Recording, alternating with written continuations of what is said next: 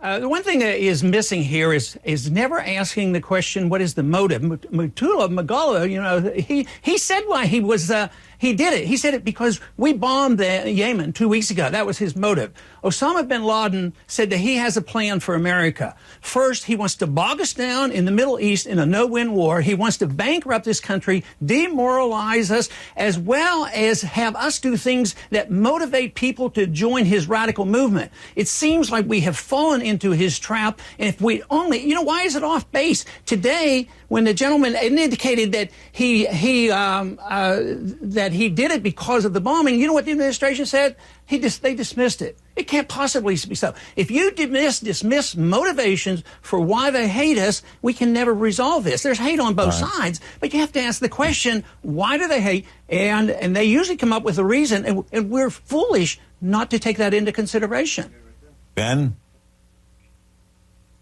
Well, I've never heard anything quite like that in my whole life. What he's saying basically is we are doing something wrong by defending ourselves. Look, if these terrorists are trying to kill the government of Yemen, we've got to help defend them. They're our friends. We can't just let al-Qaeda run wild. If we try to stop them, that's not sufficient provocation. Why should we stop them? Why? Because they're terrorists and murderers, and they're very anti-American. Why are they should terrorists? We stop terrorists and murderers? Well, surely, Larry, Congressman, what do you think they're why are they terrorists? They're terrorists and murderers because they're psychos. They're terrorists and murderers because we're occupiers. And murderers. But we're not occupiers. That's the same anti-Semitic argument we've heard over and over again. No, that's the same anti-Semitic argument we've heard over and over and over again. Attack. Look, Larry, I think one at a time, guys. It's not a vicious attack. Larry, I'd like to respond to some of these points that are being made. All right, let's go back to Sheila. We don't need to get into that.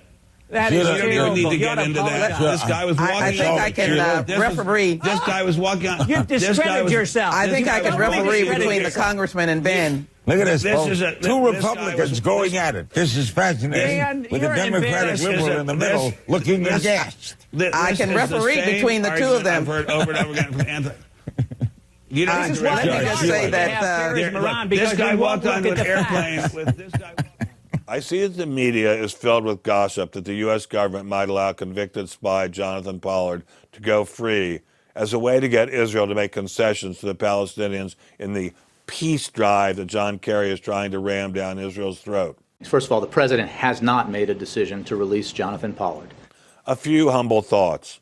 First, Jonathan Pollard should never have been sent to prison for life for giving secrets to our best friend in the Middle East, Israel. That sentence is off the charts compared with similar situations.